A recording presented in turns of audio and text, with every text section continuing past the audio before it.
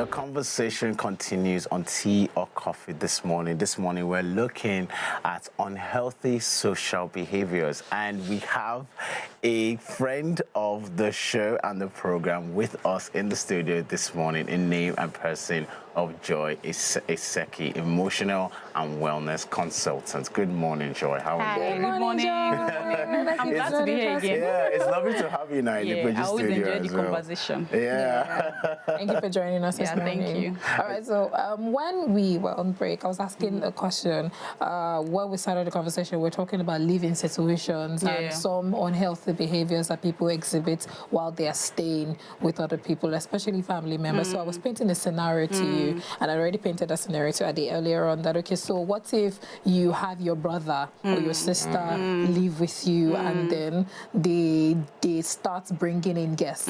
They don't ask you, they don't take permission, and that's because, you know, and you're somebody that enjoys your personal space, but you don't mind having them because, I mean, they're family, they don't have anywhere to go and all of that. But then they now start bringing in people, they don't ask you. One day you just get to your home and you realize that you find 6, 7 people drinking and having fun and having a party. You enter your room, you see a lady sleeping on the bed, not disregarding your space and all of that. So how do you handle that, knowing fully well that the moment you say, oh yeah, you leave my house, mommy and daddy, there's going to be a family meeting, everybody start begging you or calling you the black sheep. How do you handle situations like that? Just like we're having the conversation, you know, before the camera came on, I think that even though it involves family, it's quite really, it becomes very sentimental because just like you said, mother comes in, father comes in, uncle is calling you, they're telling you this is your only brother or this is your last brother. They use different things and all of that. So it becomes a bit complicated for you to deal with, okay, because this is family. There's a lot of emotion, there's blood coming in, you know, there's ties here and there. But the truth is, they are intruding on our boundary. Do you understand? Yeah. Because of order, we need to have boundary. And that's one thing that I keep saying, because I was a victim of lack of boundary. Do you understand? And I know that boundary matters for our well-being generally. Because a lot of times people take advantage of this family thing. After all, family people abuse us, they rape us. Do you understand? They manipulate us. So why should I think that because you are my family, that I can let you do anything? So even as much as it's difficult because it's a family member, there had to be a clear-cut point where we draw the line. Well, you know, like, you know, with this, you know, context of family, because of this thing, you just said something like, because your family doesn't mean I need to, you know, accept and tolerate all of your excessives. But, you know, so it's, and, you know, I remember on this tea or coffee this week, we're looking at a particular idiom that said, blood of the covenant is thicker than water of the womb, as in, you know, and it was talking about friendships being stronger than, you know, normal, that's actually what it means. Yeah, you know, normal family relationships. But, you know, if a person can find a balance with a friend, don't you think that maybe, you know, with someone that's outside their family, don't you think that maybe they can do the same thing with someone within that family circle? We can. Yeah. We can. That's what I meant by boundary. Okay. Because people from our family, they tend to assume that because I am your family, I can do anyhow. Yeah. Do you understand? And where we don't put that boundary, then they do anyhow. And in doing that anyhowness, they affect us. Because you're my brother doesn't mean you don't have the tendency to hurt me or that you don't have the capacity to hurt me. If your brother abuses you or talk to you anyhow, don't you get hurt? Does your mind assume, okay, because it's my brother? A lot of times we even get hurt more because you expect more from them that, okay, you are my family, you should show me more care and regard. Now, in places where they are not taking advantage of that, in this case where she's talking about, and then you are going against the boundary, you're doing all sort of things because you think that because you're my family member, no, I should create a boundary. I should let you know that this is enough. He's an adult. If that person is an adult, he has a right to actually look for his own space too. You know, here we are very, very sentimental when it comes to family. There's a lot of things we don't discuss around African family that is actually showing in our disorderly society. You know, it's a deeper thing. We just allow anything. Mother will call, father will call, everybody starts to, and this thing is how we have become what we are now in Africa. There's a lot of chaos. Do you understand? And chaos is because there's no boundary. Everybody does whatever they like, say whatever they like, and you say, okay, because it's my family. But family kill themselves. Do you understand? And we have to tell ourselves this truth. we have some friends that are closer than family ties. Yeah, True. actually. Yes. We don't choose our families. I actually think that to some extent, friendship, this might sound controversial, but I think that some friendship are greater than families because we get to choose them. I didn't choose my family. I just came from there. Now, what if it doesn't work for me? It's not beneficial for me. Are you saying I don't have that grace to form another family? That means I've become helpless. Yeah. Do you understand? Yeah. So do you think it is out of place that when you've gotten to that limit, you can just ask this person to leave, especially if they're your brother or your sister, and knowing fully well that they don't have any place to go? Maybe the reason why they're living with you in the first instance is because of school, or they found a job and they're still trying to figure it out, or they don't have a job and they're trying to find something and all of that. Do you think, and you've warned them several times, that, okay, so I don't like that you're doing this. Somehow they manipulate you. I mean, I agree with you when you say family manipulate. Family members, they manipulate you, they call family members, they cry and do all sorts. It's dramatic, and you kind of still keep them, but they keep doing the things that are not very nice to you. Do you find it out of place to actually chase them out of the house or send them out of the house, as the case may be? Do we actually think that there is no other option? No. I don't think so. I used to think so, but I don't think so anymore. There's nothing like, I don't think there will be a case where he has no other place to go or she has no other place to go. Because the first thing I would do, if it happens that the person doesn't seem not to have any other place to go, then we'll have a very open conversation. You have to know the reality. Maybe you are still being deceived. You don't know that, okay, you have no other place to go. So maybe I will not have the conversation with you and tell you that, see, you don't have any other place to go. So, but you are doing this. And if you continue to do this, I will be forced to do this. Do you understand? Now, if after that very open conversation, this person continues in that, is it your fault that the person is being foolish? Okay. So let's talk about the mental health, implications of, for instance, having an unhealthy relationship with family members. Like, what kind of? Because I like that. I find it interesting, rather, that you somehow linked bad family conduct to social disorderliness and the general chaos in Nigeria. So how does that work, and what's the linking, specifically discussing about the mental health implications it has on a person? Okay, let's talk about this case now. Okay. You are intruding on my privacy. You're doing things that hurts me, okay? And I keep telling you that I don't like this, because I don't have my space. I feel disrespected, right? And then I continue to tell you this, but because you've assumed that you are my family member, you continue doing that. Are you not hurting me? That affects my mood. That has a negative impact on my mental health, right? And you don't see that way because you just feel like it's my sister. And that's what happens a lot. Now, I may get grudges with you, develop a form of resentment for the fact that you are being disrespectful towards me. And that's what happens a lot. We have a lot of resentment in families. Now, this resentment doesn't end there with you, okay? It will extend to the office. If I had a quarrel with you that morning over this issue, I get to my office. Do you understand? Yeah. I would spread it. We spread our moods. We call them energies. We are actually our energies. If you're around people who have these great vibes, before you know it, you fall in. It's just natural. Do you understand? If you're around people who have low vibes, it's natural. Before you know it, you start doing like this, complaining, moody. You won't know. Unless you have to intentionally develop that capacity to always live above your environment. Okay. Do you understand? To always generate your own energy from within. Now, that's a higher level. And how many people do that? It comes with a lot of self-awareness. So it means that this spreads.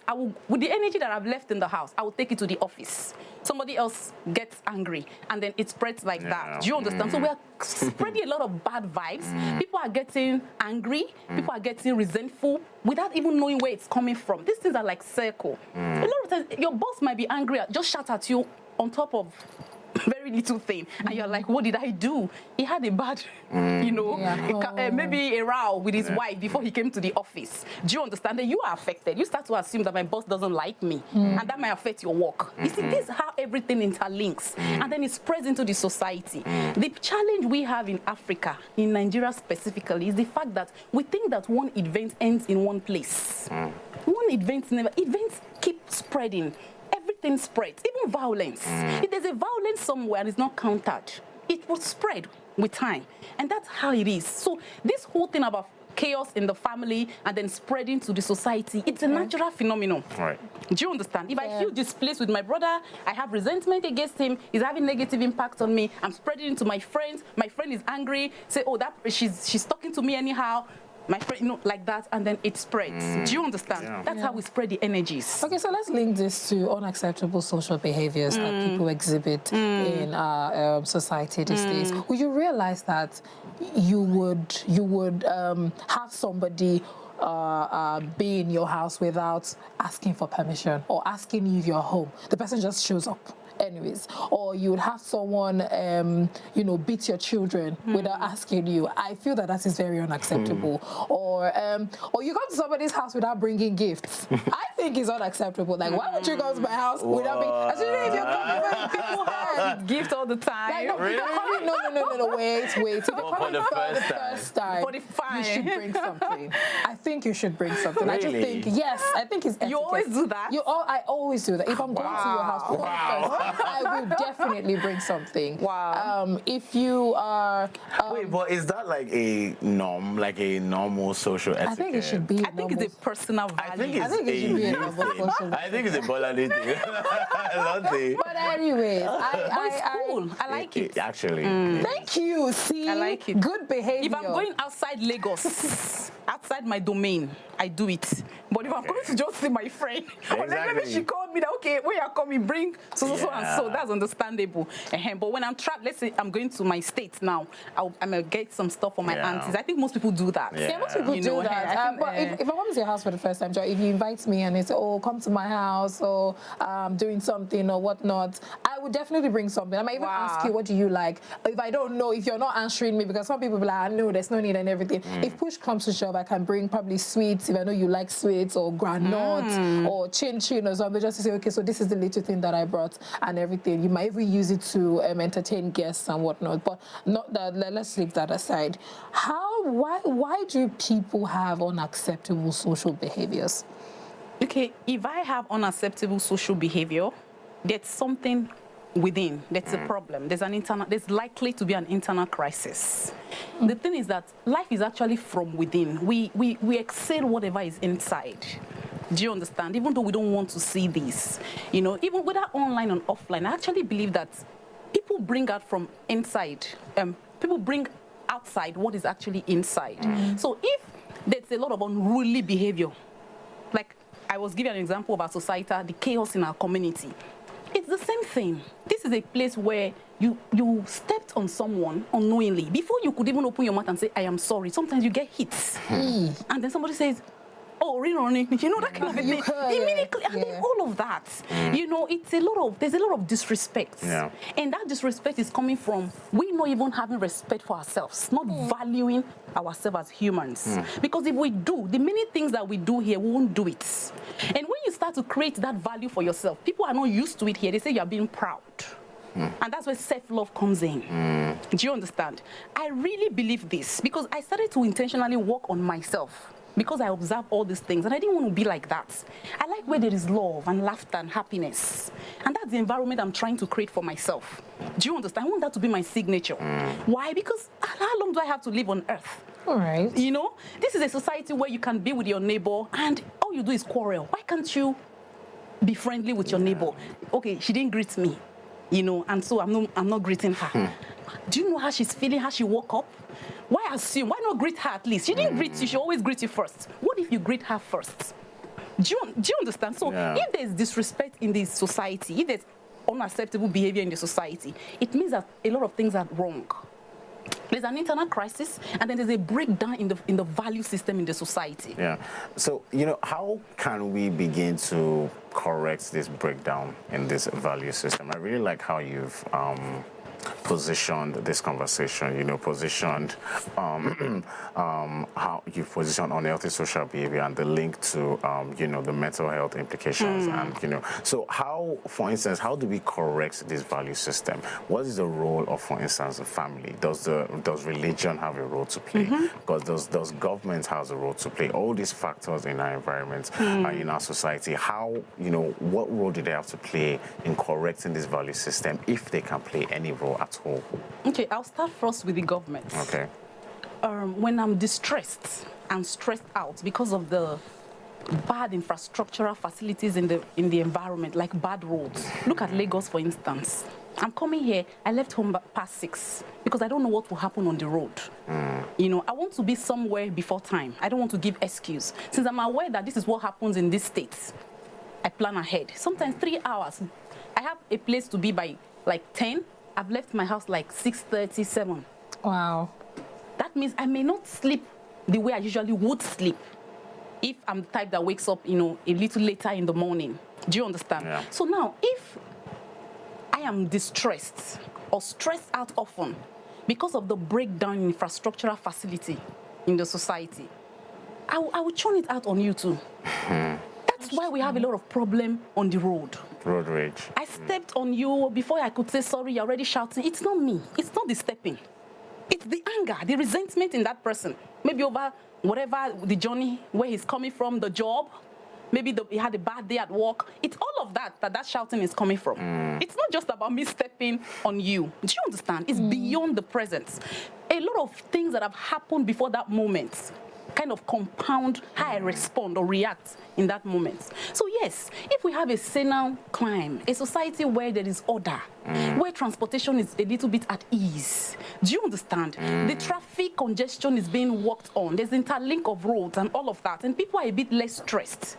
That can reduce some form of internal distress. Okay. Do you understand? And that's helpful. So I feel more relaxed.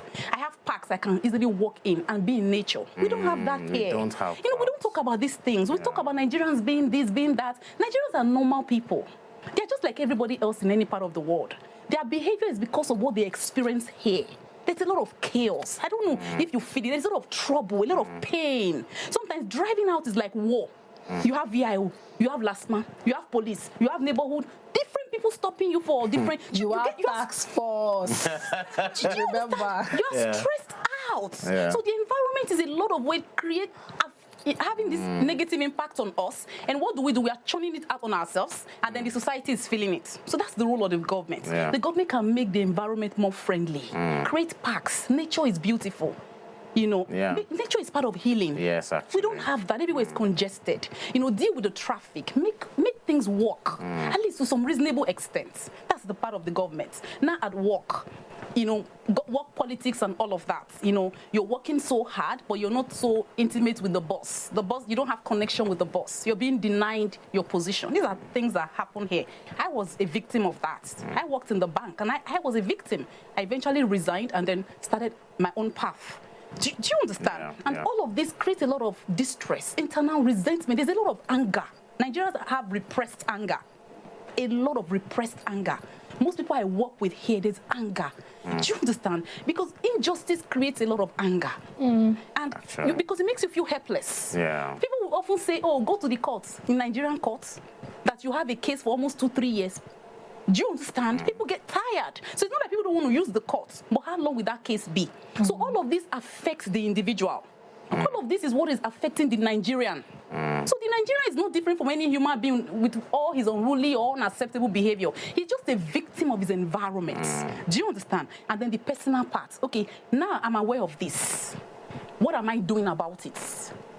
You know, how am I intentionally ensuring that in a way, I am able to live above my environment so I don't feel too helpless? What kind of environment am I creating internally? And also, what kind of environment am I creating around my community? Community involves friendship, family. You get that? Yes. So how am I trying to, at least to some extent, not be a part of this factor that I'm talking about? Even though I'm a victim of it. And I'm saying, okay, I'm aware that this is it, but I want to be in charge. How am I working on my mind? And there comes in self-awareness and a lot of that. And then the family.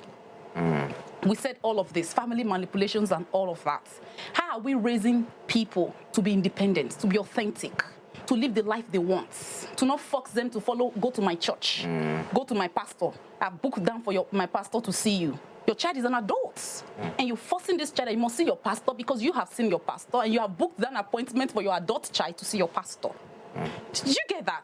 So there's a lot of helplessness from authority figure in this part of the world, and that's creating repressed anger and resentment. And this now now contributes to many behaviors that we consider unruly, unacceptable. But it's coming from somewhere.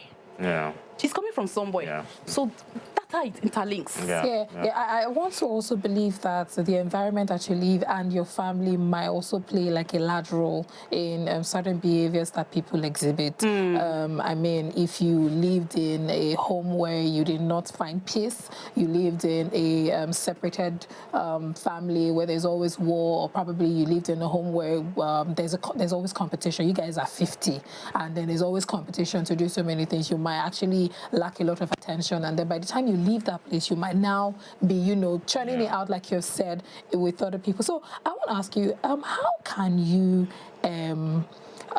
be better as a person? How can you be better? How can you be self-aware? Because, you know, you said something about self-awareness that actually takes my mind. Once the person doesn't know that they're behaving a certain way, they cannot change their ways. But how can you now realize, especially if people have told you several times that you're doing like this and I don't like it? So how can you now sit back and say, okay, so these things that people are saying that I'm doing, what can I change? How can I change it? How can I be a better person?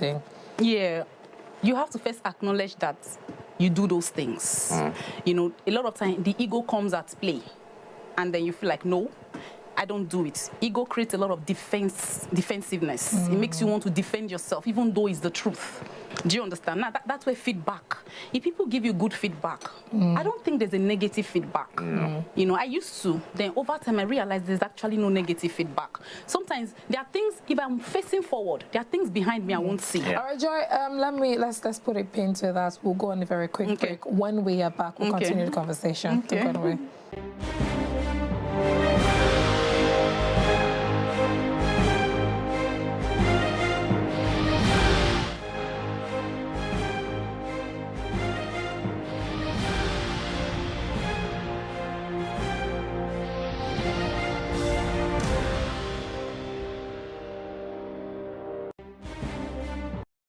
All right, welcome back from that break. We're having a conversation on unhealthy social behaviors and how you can correct them, how you can handle them. And we have Joy Iseki with us, and she has been breaking down all of these societal behaviors and why. In fact, I like that we're able to visit the root cause, why some people actually behave the way they are. And then the moment you know why they behave, why they behave the way that they do, you'd realize that, okay, so maybe I should empathize with them a little bit, or maybe I should just talk to them and they can change their ways. Now, you know, we're saying something about self-awareness and how you can spot that, and that is where I want us to continue the conversation from. Okay, you said something when you were saying something, you mentioned something I actually wanted to talk about. Okay, you're in a family, you don't get enough attention. You know, we didn't have a very intimate family setting, even though we don't like to admit it. You know, if I ask you now, how often were you hugged by your father? You might actually remember. You might say it twice, maybe when you took your first position. Now, it's not my father's fault. It's not your father's fault. It's how our fathers grew up. Do you understand? Now, these are part of where we're having internal issues. We're not able to kind of manage emotional availability and this kind of attention. Sometimes, in fact, giving people attention, adults in relationship, becomes a problem. They can't manage it. What do I do with this? They feel more love than they've ever experienced. So they self-sabotage it. Do you understand? So family, if I come from a very dysfunctional family, a family that is broken does not mean that it's divorced. That's the irony. Sometimes divorce is better than some families that are together. At least in divorce, the two people stay apart. Some children witness their parents fight all through their life. Wow. Do you understand? Yeah. You know, I wrote this recently on Twitter, and I was right because I see a lot of people draw this narrative around broken or dysfunctional family being around separated family or divorced family. That's half of the problem. Divorced or separated is you acknowledging that this can't work. But if we are still together, and for the sake of my position in church, my position in the society, we continue to carry face and act like all is well. But we fight. We do all the things that people had divorced for. It's also dysfunctional, though we are together. And that's where the majority of the families here falls in. And we have to tell ourselves that truth. So it's this, now we are learning to see that intimacy is helpful. Now, if a child comes from that kind of a family, where there's issue, there's always issue. there's a lot of codependency. They don't allow these children to express their authenticity. You know, parents always tell you what to do, what not to do. You're not heard. You're not seen. Do you understand? What happens? You think that child will have it all put together? The child will have some kind of internal issues. And what happens with those issues? Are they just there? No. They show in his or her behavior. And that affects the neighbor, the community, the society. Because everything starts from the family. Everything. The queuing up for bosses starts from family. Regard your father respecting the children's words too. You know, parents can also listen to their children. So me listening to somebody outside saying an alternative position to what I'm saying came from family. Okay. If I'm heard in the house, when my father says something and I bring in my own part, I had this advantage in my family. My dad was good at that. And I can say, Daddy, this is it. You said this, but let's do this. And I bring out, and my father listens to me. Do you know what my father is building in me? Is instilling in me the ability to listen to people with alternative position from mine. Okay. Now, this is one thing that is not common here. A political opponent can kill the next person just for saying something contrary to their beliefs. You've not done anything, you just said, because we're not used to that. The family system is where mother and father says anything, that's fine now. All right. Do we have family meeting where your children can also have a say? Do you get it? Yeah. This is where everything spreads out. The society is actually reflections of families. Yeah. I really like that. But before we let you go, because our time is so fast and we're really enjoying these conversations and how you've been able to break them down to us. So how can you tell somebody without being rude or without being impolite that, okay, so this behavior is out of place or you are out of pocket? How can you relate to them and just let them know? No, even if they're not your family, even if there's somebody that you've met outside. I'm going to paint a quick scenario for you. So let's say you are in a bus and then you are pressing your phone and there's just this person that is peeping into it. But because it happens way too much. How can you just let them know that, bros, please now, why are you looking at this person? Because most times people can just throw this person a dirty slap or probably just insult them because, I mean, they feel like they have a right to do so. So how can you relate with people that have social, unhealthy social behaviors in a very polite way? Okay, I'll come to that, but I want to add something to that last statement I said, because you said something, how can they help themselves? That was the question on that family. Now, when you are now aware that this is the kind of family I come from, acknowledge it. Admit that this is where I'm coming from. That's where self-awareness is coming in. Do you understand? And then start to work on yourself. So that way you are reparenting yourself and creating a new environment for yourself. That's that. Okay, because we can't always blame things. Our responsibility as adults is actually to build, to reparent ourselves, you know, to build our lives, to heal ourselves. Yes. Okay? Yeah. Now, in this case now, I'm in the bus. Somebody is always peeping. This one is normal thing here. People don't mind their business. So I think the average Nigerian does not mind their business. If you come to a street and you want to know about a family, just call anybody. They'll tell you about that family. It's as in from beginning till the end. So what I would say usually, tell them that if you see them looking, if it has to do with phone, I can stop whatever I'm doing with the phone, or I can just find a way to block off. But if I have to tell them, I can say, because it's a public place. You know, so this example, if I want to use this example, is a public place. It can say, what's your own? I'm just looking around. You know, Nigeria, what's it concern? You know, be my own and they look. So what do you do? What if gives you a dirty slap? You know, for me, hide your phone. Find a way that he won't see it. But if it's something that is about general behavior, where somebody is actually intruding on you, you know, you first of all must know your boundaries. Know the limit. Know where people cannot cross. And when they are crossing it, let them be aware. Once you allow first step, it's a matter of time before the next step. So for you to know if people are crossing boundaries, you need to be aware of your own boundaries. I have my mental, emotional, physical boundaries. I have it very, very clear cut. And when you are going past there, I tell you, and tell them in a positive way. You do this to me. When we're talking, you're always shouting, just like you said that example. And you insult me. Some people will just be calling you name while you are talking. You can say, I don't like that you call me names whenever we are talking. That's actually a mental boundary. So they know next time that they shouldn't call you that. Now, if they do it next time, bring it up again.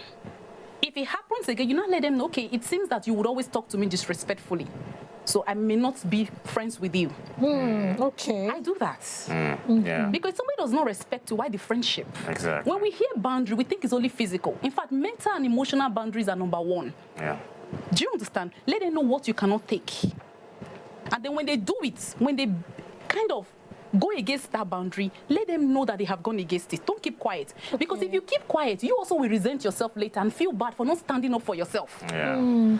Okay, so we've had I've really enjoyed this conversation with you. I really like the angle that we've actually taken, you know, unhealthy social behaviors. I like that you've been able to remove the person who is exhibiting unhealthy social behaviors from the context of unhealthy social behaviors, but you are blaming, you have not blaming, but you have somehow helped us to understand that it's actually a matter of environment, that what is inside is a result of what is outside, and what comes from the inside is, you know, what comes outside is a matter of what is inside. So I want us to end on a final note where you encourage Nigerians at home. Now, because of our broadcasting reach, we have a lot of other countries watching as well. So I want you to encourage the average person, you know. I want you to encourage them, say, you know, this, because this is what you do as your job, really, dealing with people and dealing with their emotional wellness. So very briefly for our viewers on Tea or Coffee this morning, I want you to encourage them in the capacity that you can. Okay. So if you feel that you come from a family, because that's very particular for me, I actually think that we are products of our families. You know, if you feel that you come from a family that it's not so healthy or wasn't healthy, and because of that you have experienced a lot of emotional baggages and disturbances that are affecting you, and these are kind of the way that you display this unruly behavior to other people. That means you're just projecting the things that are inside of you. I want to advise you that you actually acknowledge that fact and accept the fact that, okay, this is my roots, this is where I'm coming from, but this is not how I want to be. This is not where I want to go. So that's where self-awareness comes in. Know that, okay, that's a problem and I need to deal with it. And so you take your responsibility to heal upon yourself. It's not blaming. Because if we blame our father, we blame this, we'll be starting from generations that started the earth. Because family is progressive, okay? So what do you want to do? How do you want to help yourself heal? All right, so I encourage people to heal. If you're having issues that bothers you, a lot of the time, know that in a way, without you being consciously aware, you're going to display this behavior onto the larger society. And so you're hurting more people. That's why they say hurting people hurt others. So to help us break the circle, heal yourself, do your own inner work. That's where you should begin, and that's where self-awareness starts from. Thank you so much, Joy, for joining us this morning. We just had a very healthy conversation on unacceptable social behaviors, and we had it with Joy Iseki. Thank you once again for joining us this morning. Thank you for having me.